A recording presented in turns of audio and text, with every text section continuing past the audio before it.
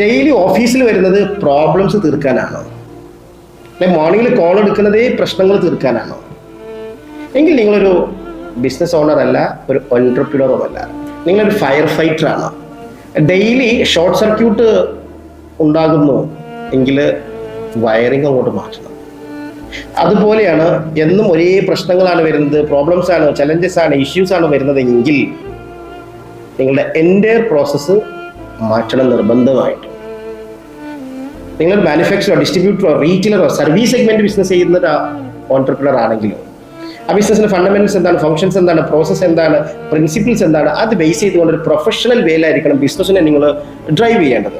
എങ്കിൽ നിങ്ങൾക്ക് ഈ മോർണിംഗിൽ ഉണ്ടാകുന്ന ഇത്തരത്തിലുള്ള പലപ്പോഴായിട്ടുണ്ടാകുന്ന അൺഎക്സ്പെക്റ്റഡ് ആയിട്ടുണ്ടാകുന്ന പ്രോബ്ലത്തിനൊക്കെ സൊല്യൂഷൻ കൊണ്ടുവരാനും പെർമനന്റ് ആയിട്ട് സാധിക്കും. അതിന് ഇത്തരം കാര്യങ്ങൾ നിങ്ങൾ ഫോളോ ചെയ്യണം. So stop fixing problems and start building the processes.